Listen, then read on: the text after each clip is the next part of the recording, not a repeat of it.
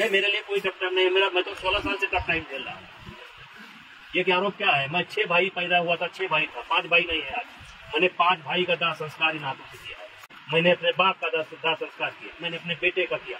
कोई दिक्कत है? इनका कहना है कि मैं ओलंपियन हूँ, तो मैं सबके साथ ट्रायल नहीं करूंगा। सबको लड़ा दो और सबको थका दो, बाद में उसी दिन मेरी एक कुश्ती उससे कहा।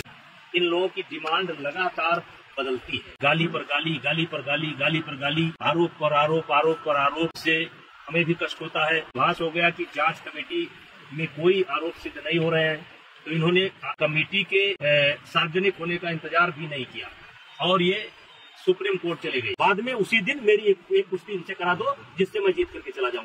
मैंने कहा नहीं, अब आपको कैंप में रहना है तो नेशनल लड़ना पड़ेगा। अगर नेशनल नहीं लड़ पाए तो ओपन नेशनल लड़ना पड़ेगा। ओपन नेशनल नहीं लड़ पाए तो आप मेडिकल दिखाइए कि आप क्यों नहीं लड़ पाएंगे, नहीं तो आपको कैंप में नहीं रखा जाएगा। क्या मेरे चेहरे पर कोई शिकन दिखाई पड़ रही है? मुझे उच्च न्यायालय पर और जांच एजेंसी पर पूरा भरोसा है और मुझे लोगों को नहीं पता है, लेकिन मुझे पता है अपने बारे में, मुझे पता है अपने बारे में, मुझे पता है और पूरे देश को पता चलेगा, ये गारंटी देता हूँ। इस्तीफा कोई इतनी बड़ी चीज नहीं है, लेकिन अपराधी बनकर नहीं, अपराधी बनकर के नहीं, मैं अपराधी नहीं हूँ। इन्होंने तो कह दिया कि दिल्ली पुलिस पर मुझे भरोसा नहीं है। इनके बयान आना शुरू हो गए कि दिल्ली पुलिस पर इनको भरोसा नहीं है। और मैं पूछना चाहता हूँ, जब आपकी हर डिमांड पूरी हो रही है, डिमांड पर डिमांड आपकी पूरी हो रही है, तो अब किस बात के लिए किस बात पर जंतर मंतर पे बैठे हैं? तो कुल मिला के वो हरियाणा पुलिस पे वैसे भरोसा करेंगे क्या? मैं अपने आप को जानता हूँ, मैं अपने आप को देख रहा हूँ और आपसे फिर मिलेंगे, गारंटी के साथ मिलेंगे और साफ सुथरा होकर के मिलेंगे। दावा है मेरा। सुप्रीम कोर्ट पर आस्था और विश्वास है और इस देश के अंदर सुप्रीम कोर्ट से कोई बड़ा नहीं हो सकता। और सुप्रीम कोर्ट ने के सामने कल FIR करने की बात आई है और अभी यद्यप FIR की कॉपी मेरे पास नहीं है, लेकिन FIR हो ही गई होगी और उसमें मुझे कुछ गलत प्रतीत नहीं होता है। और जो जांच एजेंसी वर्तमान समय में दिल्ली पुलिस है कि उस पर भी मुझे पूरा भरोसा है। मुझे किसी प्रकार से कोई शिकायत नहीं है और मैं पूरी तरह से निर्दोष हूँ। इन आरोपों का सामना करने के लिए तैयार हूँ। जांच एजेंसी जहां भी उचित समझेगी उसकी हर जांच में सहयोग करने के लिए मैं तैयार हूँ। मुझे पहले भी भरोसा था, आज भी भरोसा है। सुप्रीम कोर्ट से ऊपर इस देश के अंदर कोई नहीं हो सकता है और सुप्रीम कोर्ट का आदेश सर्वमान्य है और मुझे या मेरे समर्थकों को ये आदेश सर्वमान्य है और मुझे जांच एजेंसी पर पूरा भरोसा है और मुझे और मेरे समर्थकों को न्याय मिलेगा, क्योंकि लगातार कई महीने से गाली पर गाली, गाली पर गाली, गाली पर गाली, आरोप पर आरोप, आरोप पर आरोप से हमें भी कष्ट होता है, हमारे परिवार को भी कष्ट होता है, हमारे समर्थकों को भी कष्ट होता है। लेकिन हम चाहेंगे कि निष्पक्ष जांच जो सुप्रीम कोर्ट के आदेशानुसार दिल्ली पुलिस कर रही है वो करें और शीघ्र ही मेरा एक शब्द है कि शीघ्र ही जल्द से जल्द ये जांच पूरी करके जो भी कार्रवाई बनती हो उसे करना चाहिए। पॉस्को जैसे गंभीर आरोप की चर्चा हो रही है, मुझे न्यायपालिका पर भरोसा है, जांच पर भरोसा है। देश के अंदर जो न्याय देने की प्रक्रिया है उस पर भरोसा है। अलग से मुझे कुछ नहीं करना। फेडरेशन के अध्यक्ष के तौर पर सांसद जी आपसे बोल रहे हैं कि अगर आप इस्तीफा दे देंगे तो एक सही जांच हो जाएगी, इस पर आपका क्या कहना है? नहीं, फेडरेशन का कोई रोल नहीं है, फेडरेशन का कोई रूल नहीं है और इन लोगों की डिमांड लगातार बदलती है। अगर इनके पुराने बयानों को आप सुनेंगे तो ये जनवरी में इनकी मांग निकल करके आई थी कि अपने पद से इस्तीफा दें। मैंने उस समय कहा था कि पद से इस्तीफा देने का मतलब है कि मैंने इनके आरोपों को स्वीकार कर लिया। मेरा कार्यकाल लगभग पूरा हो चुका है। जब तक नई बॉडी नहीं बन जाती है और अभी सरकार ने आईओ की एक कमेटी गठित की है, 3 लोगों की कमेटी गठित की है, जिसमें एक कोई हाई कोर्ट का जज होगा या सुप्रीम कोर्ट का जज होगा। उनकी देखरेख में 45 दिनों के अंदर चुनाव संपन्न होना है। चुनाव संपन्न होते ही मेरा कार्यकाल स्वतः समाप्त हो जाएगा। इस्तीफा कोई इतनी बड़ी चीज नहीं है, लेकिन अपराधी बनकर नहीं, अपराधी बनकर के नहीं, मैं अपराधी नहीं हूँ। और इनकी डिमांड लगातार बदल रही है। अगर इनके बयान को आप सुनेंगे तो लगातार ये देखेंगे कि ये हर रोज एक नया मुद्दा लेकर के आ जाते हैं। इन्हीं के कहने पर जांच कमेटी बनी। इन्हीं के कहने पर एक व्यक्ति ऐसा है जिसको जांच कमेटी में शामिल नहीं होना चाहिए था, उसको भी सरकार ने शामिल किया। मुझे आपत्ति करनी चाहिए थी, मैंने कोई आपत्ति नहीं की। जांच कमेटी की रिपोर्ट लगातार इनके पास पहुंच रही थी, कौन कौन खिलाड़ी क्या क्या बोला लगातार डे बाई डे इनके पास पहुंच रही थी। इनको जब आभास हो गया कि जांच कमेटी में कोई आरोप सिद्ध नहीं हो रहे हैं, तो इन्होंने कमेटी के सार्वजनिक होने का इंतजार भी नहीं किया और ये सुप्रीम कोर्ट चले गए और एक कोई नया मामला लेकर के भी गए हैं। और सुप्रीम कोर्ट में नया मामला लेकर के गए हैं और इन्होंने जिन बच्चों को पहले पेश किया है, कोई नाबालिग मैं नहीं जानता, ऐसा हवा में निकल करके आ रहा है कि उसमें से कोई नाबालिग है, तो मेरा सवाल यह है कि उसको जांच कमेटी के सामने क्यों नहीं पेश किया गया।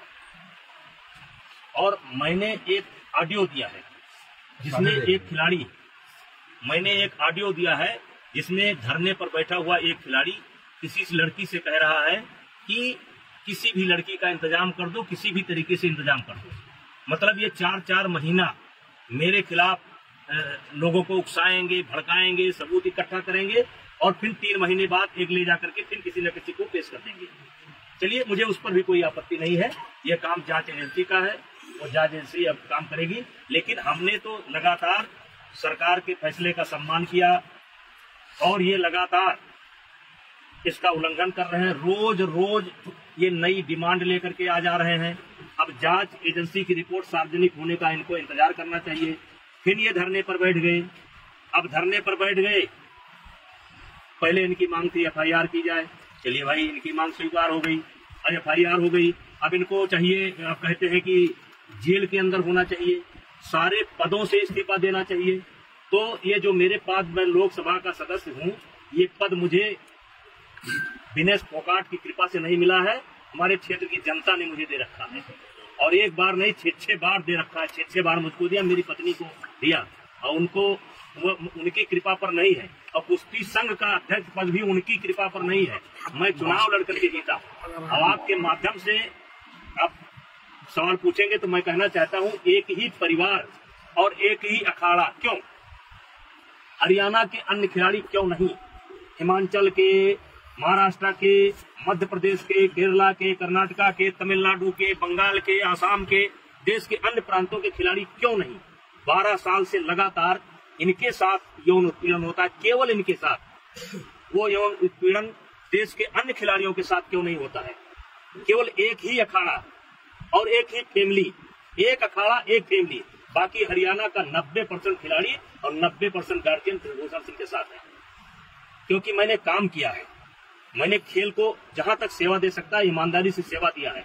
और इसीलिए आज देश का एक, जबकि इन्होंने कोई कसर नहीं छोड़ी है, इन्होंने कोई कसर नहीं छोड़ी है कि कोई निकल करके आ जाए। लेकिन एक सवाल मैं मीडिया के माध्यम से, आपके माध्यम से रखना चाहता हूं कि 12 साल से इनके साथ ही हो रहा है, एक अखाड़ा एक फैमिली। और इस 12 साल में भी एक बार भी ये शिकायत लेकर के ना तो खेल मंत्रालय में गए हैं, ना किसी पुलिस स्टेशन पर गए हैं, ना कभी फेडरेशन में आए हैं। और यही खिलाड़ी आंदोलन के 15 दिन तक पहले इनकी वीडियो सुन लिया जाए, इनका ऑडियो सुन लिया जाए, और ये जो है हमारी तारीफ करते थे। ये जो खिलाड़ी आज धरने पर बैठे हैं, ये अपने शादी में मुझे क्यों बुलाते थे?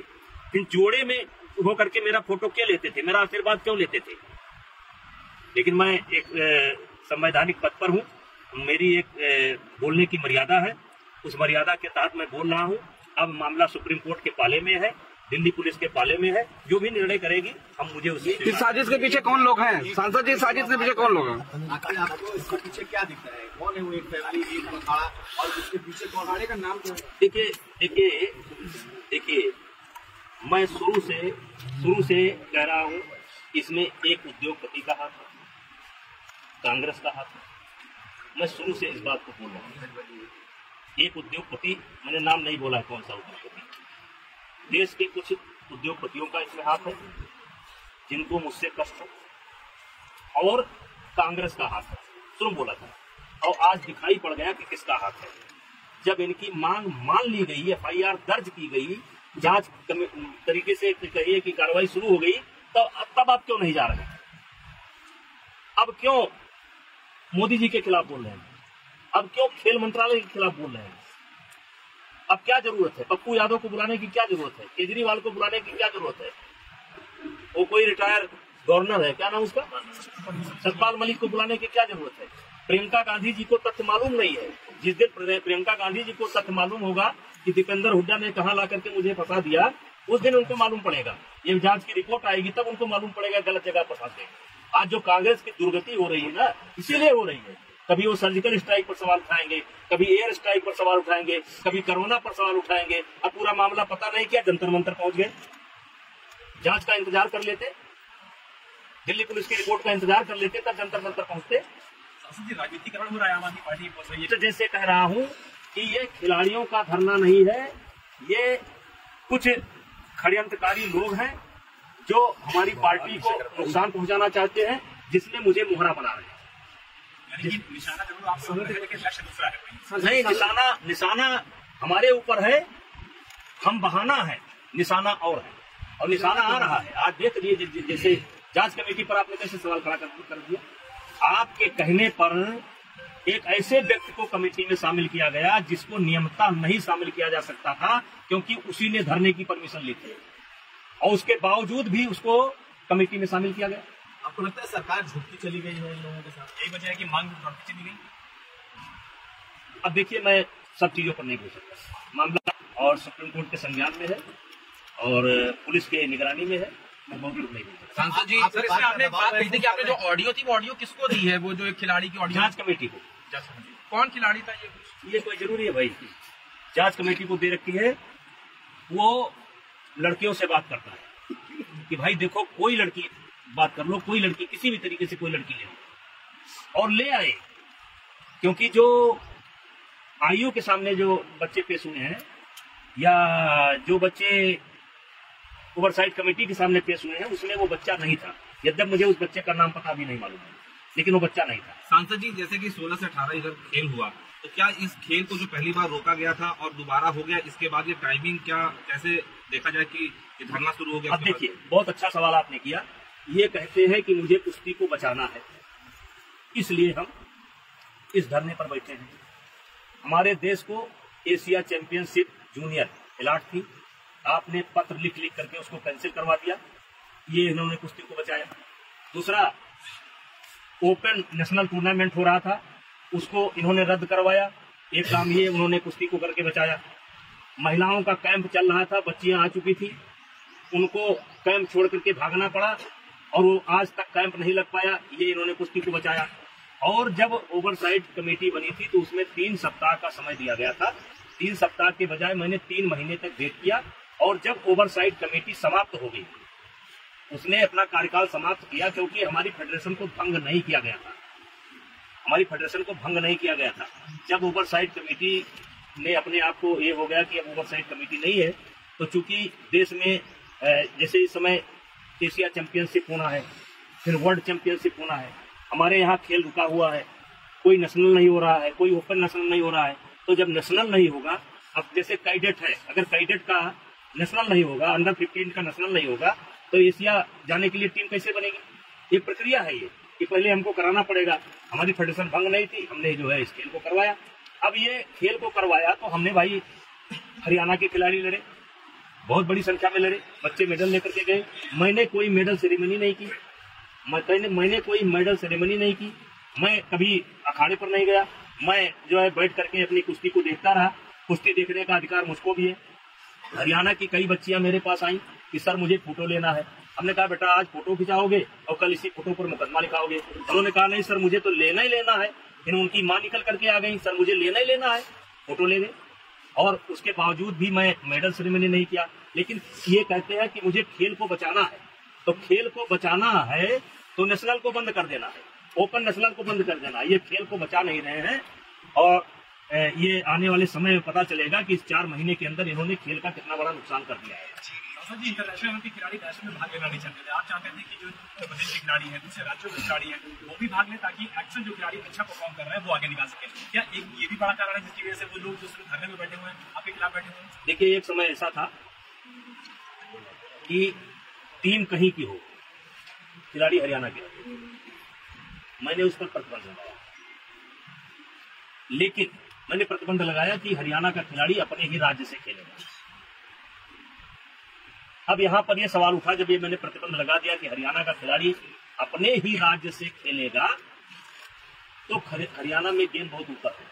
हरियाणा में 10वें नंबर का जो बच्चा होगा, 12वें नंबर का बच्चा होगा, वो भी कई राज्य ऐसे हैं उनसे अच्छा है। तो अगर हरियाणा को टोटल हम ब्रेक कर देंगे कि एक खिलाड़ी हिमाचल से ही खेलेगा, एक आसाम से खेलेगा, एक ही हरियाणा से खेलेगा, तो इससे हरियाणा का यानी कि खेल का बहुत बड़ा नुकसान होगा।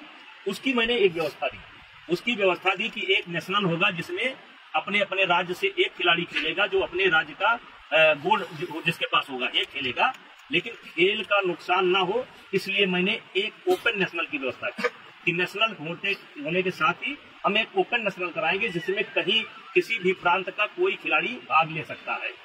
और उस पर मैं आपको जानकारी देना चाहता हूं कि अब तक जितने भी ओपन नेशनल हमने कराए हैं उसमें 61% से लेकर के 63% मेडल केवल हरियाणा को गए। ये इसलिए किया गया कि जिससे खेल का नुकसान ना हो।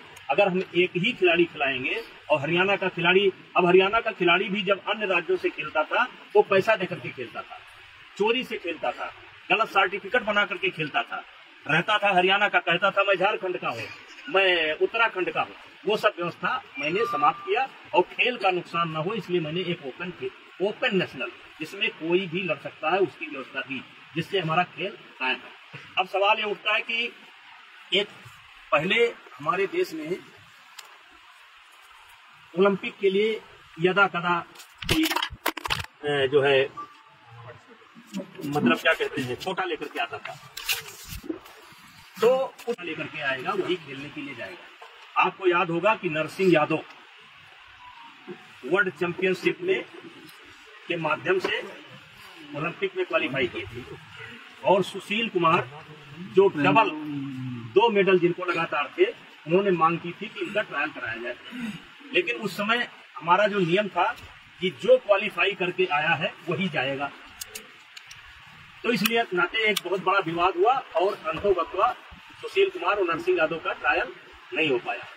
इस बार के ओलंपिक में मैंने महसूस किया कि इस व्यवस्था में परिवर्तन की जरूरत है, क्योंकि कई देश में ये व्यवस्था चल रही है। क्योंकि मान लीजिए कोई रेसलर है जिसने क्वालिफाई किया और वो उसको हल्की फुल्की चोट आ गई या उसकी थोड़ी तबीयत खराब है, तब भी वो नहीं बताता है कि हमारी तबीयत खराब है, तब भी वो नहीं बताता है कि हमको चोट है, क्योंकि मेडल नहीं आएगा तो ओलंपियन कहे जाएंगे। और कई देशों का अध्ययन करने के बाद और इन खिलाड़ियों से भी बात करने के बाद और कोचों से बात करने के बाद एक कमेटी बनाई गई और उस कमेटी ने यह फैसला किया कि अब ओलंपिक में कोई भी अगर क्वालिफाई करके आता है तो हम सीधे उसको, क्योंकि वो कोटा खिलाड़ी का नहीं होता है, कोटा देश का होता है, वो कोटा देश के नाम होता है कि भारत का कोटा है। तो हमने एक व्यवस्था दी, हमने क्या मतलब सारी कमेटी ने मिलकर के एक व्यवस्था दी कि इनको ट्रायल देना पड़ेगा। अब ट्रायल कैसे होगा? तो ट्रायल ये होगा कि पहले जो कैंप के खिलाड़ी हैं उनका आपस में ट्रायल होगा, और जो उस समय फर्स्ट आएगा 4-6 दिन के बाद हफ्ता व्यवस्था दी जाएगी, एक हफ्ता के बाद जो देश में फर्स्ट आता है और जो क्वालिफाई करके आया उसके बीच में इनका ये मुकाबला होगा। अगर जो क्वालिफाई करके आए हैं अगर ये उस बच्चे को हरा देते हैं तो इनका कोटा कंफर्म हो जाएगा। बाई चांस एक कुश्ती हार जाते हैं तो चूंकि ये क्वालिफाई करके आए हैं तो 15-20 दिन के बाद इनको एक मौका और मिलेगा उस बच्चे को हराने को। अगर कोई नया बच्चा आता है तो पहले उसको देश के बच्चों को हराना होगा, फिर इनको 2 बार हराना होगा। अगर 2 बार इनको हरा लेगा तो उसको हो जाएगा। इसका भी इन लोगों को विरोध है और मेरा मानना है कि ये पॉलिसी हम सही लेकर के आए, दुनिया के कई देशों का अध्ययन करके लाए। एक समय था जब भारत को यदा कदा कोटा मिलता था, आज इन खिलाड़ियों का भी मेहनत है, उनके गार्जियन का मेहनत है, उनका कोच का मेहनत है, लेकिन थोड़ा सा मेहनत फेडरेशन का है। टॉप 5 टीमें हैं, उसमें से लड़कियों की टीम भारत की एक है। अभी डाउन हुई है, थोड़ा 3-4 महीने का असर पड़ा है। मतलब जहां हमको कोई संज्ञान में नहीं लेता था वहां हम टॉप 5 में पहुंचे और कई टूर्नामेंटों में, वर्ल्ड के टूर्नामेंटों में भारत की चैंपियनशिप बनी है 2-3 स्थान पर। तो उस पॉलिसी को लेकर के भी उनको दिक्कत है। इनका कहना है कि मैं ओलंपियन हूं तो मैं सबके साथ ट्रायल नहीं करूंगा, सबको लड़ा दो और सबको थका दो बाद में उसी दिन मेरी एक कुश्ती उससे करा, बाद में उसी दिन मेरी एक कुश्ती उनसे करा दो जिससे मैं जीत करके चला जाऊँ। मैंने कहा नहीं, अब आपको कैंप में रहना है तो नेशनल लड़ना पड़ेगा, अगर नेशनल नहीं लड़ पाए तो ओपन नेशनल लड़ना पड़ेगा, ओपन नेशनल नहीं लड़ पाए तो आप मेडिकल दिखाइए कि आप क्यों नहीं लड़ पाएंगे, नहीं तो आपको कैंप में नहीं रखा जाएगा। और जब भी ट्रायल होगा तो आपको बाकी बच्चे जैसे कुश्ती करते हैं वैसे आपको जीत करके जाना पड़ेगा, आपको कोई अलग से वरीयता नहीं दी जाएगी। इस बात से लोग नाराज हैं।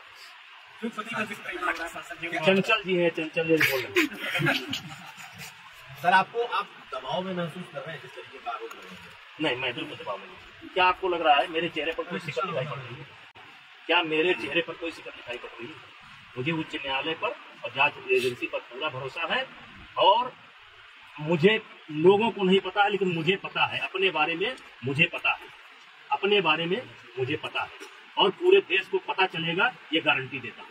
मुझे अपने बारे में पता है और पूरे देश को जब जांच की रिपोर्ट आएगी पता चलेगा कि सच्चाई क्या है। ये राजनीतिक लड़ाई है, इसमें षड्यंत्र है, कई उद्योगपति शामिल हो गए, एक नहीं कई उद्योगपति शामिल। सांसद जी, जैसा कि आपने कहा कि खिलाड़ियों को पहले फेडरेशन पर विश्वास नहीं था, फिर एक कमेटी बैठी, उसमें अभी जांच चाह रही है, उसमें कुछ क्लीन चिट मिलने की बात वो कह रहे हैं, जिसमें उनको भरोसा नहीं है। अब सुप्रीम कोर्ट गए हैं, दिल्ली पुलिस है, तो क्या इनको आगे दिल्ली पुलिस और सुप्रीम कोर्ट पर भरोसा रहेगा? दिल्ली पुलिस पर तो कह दिया इन्होंने कि दिल्ली पुलिस पर मुझे भरोसा नहीं है। इन्होंने तो कह दिया कि दिल्ली पुलिस पर मुझे भरोसा नहीं है। इनके बयान आना शुरू हो गए कि दिल्ली पुलिस पर इनको भरोसा नहीं है। और मैं पूछना चाहता हूं, जब आपकी हर डिमांड पूरी हो रही है, डिमांड पर डिमांड आपकी पूरी हो रही है, तो अब किस बात के लिए किस बात पर जंतर मंतर पे बैठे हैं? तो कुल मिला के वो हरियाणा पुलिस पे वैसे भरोसा करेंगे क्या? उनको पुलिस पर भरोसा नहीं, जांच रिपोर्ट आई नहीं पाई, उसके बगैर वो धरने पे आ गए। लेकिन उनके पास जांच रिपोर्ट थी, क्योंकि उनका नुमाइंदा उनके द्वारा उनका नुमाइंदा उस जांच कमेटी में था, जो डे बाई डे रिपोर्ट देता था, डे बाई डे रिपोर्ट देता था। इसका मतलब जांच कमेटी की रिपोर्ट लीक है और उनके पास जानकारी है कि उनके हक में नहीं है शायद, वो तो खुद कह रहे हैं। और उसी जांच की रिपोर्ट को ही तो इन्होंने चैलेंज किया है।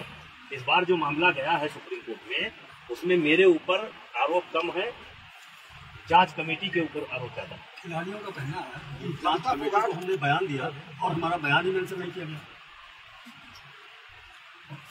इस समय क्या बोला उस पर, तो जो उनका नुमाइंदा था वो बता सकता है, जो उनका नुमाइंदा था उस कमेटी के, तो बता सकता। कमेटी के अंदर तो मैं हम थे नहीं। ये इन परिस्थितियों में कविता की जो वायरल हुई है उसका क्या करना है? कविता क्या? मेरी कविता जो थी उसमें कविता यही थी कि जिस दिन जीवन के हानि लाभ पर उतरूंगा, मतलब जिस दिन मैं अपने जीवन के हानि लाभ क्या खोया पाया समीक्षा करूंगा, और जिस दिन संघर्षों में जाली लग जाएगी, जिस दिन मुझको लगेगा कि अब मेरे संघर्ष करने की क्षमता समाप्त हो गई है, जिस दिन जीवन की लाचारी मुझ पर तरस दिखाएगी, जिस दिन मैं लाचार बन जाऊंगा, बेकस बन जाऊंगा, बेचारा बन जाऊंगा, तो मैं चाहूंगा कि ऐसी जिंदगी में न जीऊं। तो ये इस वक्त कहने की क्या आवश्यकता है? हमारा मन, हम कविता को रोक देंगे यार। हमारा मन, आप कुश्ती संख्या 12 साल रहे, आपसे हो पाया क्या? ऐसा कोई इशू नहीं आया कि सरकार से, कोई ऐसा इशू नहीं आया कि सरकार से संपर्क किया जाए। कविता फोगाट ने कहा है कि जो बयान लिया गया उसमें जबरदस्ती मेरे सिग्नेचर कराए गए हैं। एक पदाधिकारी ने मुझसे रिपोर्ट छीनी है, मीडिया में बयान दिया है। खेल मंत्री का बयान आ चुका है, इस पर मुझे कुछ कहना नहीं है। और कविता फोगाट कौन है आप जानते हैं। आप कुश्ती संघ के अध्यक्ष 12 साल रहे, आपके नेतृत्व में कुश्ती संघ ने तमाम देश विदेश में मेडल जीते, लेकिन आपने जब पतंजलि के उत्पादों का विरोध करना शुरू किया, उसी समय आप पर आरोप प्रत्यारोप इस तरह के लगने शुरू हुए। देखिए, मेरा पतंजलि से कोई व्यक्तिगत नहीं है। मैं देखो आप देखिए एक बातचीत के क्रम में निकला था, और आज आप देखिए नकली खाद्य पदार्थों से भरा पड़ा है, बाजार बटी पड़ी है, और उसमें श्रीमान जी का नाम आता है, तो मैं क्या करूँ? नहीं, आप पर आरोप भी तभी लगना शुरू हुए क्योंकि जब तक 12 साल आपके नेतृत्व में कुश्ती संघ ने मेडल जीते तब आपका नाम इतना हाईलाइट नहीं हुआ था, लेकिन जब आपने पतंजलि के उत्पादों का विरोध करना शुरू किया तभी आप पर ऐसे आरोप प्रत्यारोप क्यों लगे? 50,000 करोड़ के आदमी है, जिंदा रहने दो यार। अभी तो आरोप लगा रहे हैं, पता नहीं कल को क्या करवा दे। सांसद ने वहाँ पर एक आपके आपराधिक रिकॉर्ड की वहाँ पर एक सूची में मुकदमे थे। अभिनय करें जब तक आप पद पर रहेंगे तो जांच संघों नहीं आप देखिए, उस सूची से आप अवगत हैं। मैं जेपी आंदोलन में कई बार जेल गया हूँ, जब इंदिरा जी ने इस देश पर इमरजेंसी लगाई थी तब मैं गया हूँ। आपको पता होगा जहाँ आप बैठे हैं इस समय, मेरा बगल में घर है, जो आज का मंदिर है उस समय का घर होता है। मेरे गांव वाले मौजूद हैं, जाकर के पूछ लीजिए। मेरा ही घर गिराया गया था और मैं अपने ही घर के गिराने में मुलजिम बना था। वो भी मुकदमा है, उसमें 395 भी है, 397 भी है, 307 भी है। मैं देश का पहला आदमी हूँ। अपना ही घर गिराया गया और अपना खुद मुलजिम बने, और हम मुलजिम बने थे, पिताजी मुलजिम बने थे, चाचा मुलजिम बने थे, पूरा परिवार जल गया था। और आज आपसे जरूर कहना चाहेंगे कि जरा उस जगह को जाकर के देख लीजिए और गांव वाले से पूछ लीजिए। पहला मुकदमा वही है। फिर जेपी आंदोलन, फिर राम जन्मभूमि आंदोलन, फिर जो है स्कूल कॉलेज के अंदर कुछ करने लगे। तो लेकिन एक भी मुकदमे में मुझे एक घंटे की सजा नहीं। ठीक है, थैंक यू सर। आपको लगता है सब आपके साथ? देखिए, उत्तर प्रदेश की जो अन्य पार्टियां हैं, जैसे विशेष करके समाजवादी पार्टी, जहां आपका इशारा है, समाजवादी पार्टी के नेता हैं अखिलेश यादव। वो मुझे बचपन से जानते हैं, और ज्यादातर जो पहलवान हैं उत्तर प्रदेश के अंदर, क्योंकि एक ऐसे समाज से आते हैं जो समाजवादी विचारधारा से ज्यादा ताल्लुक रखते हैं।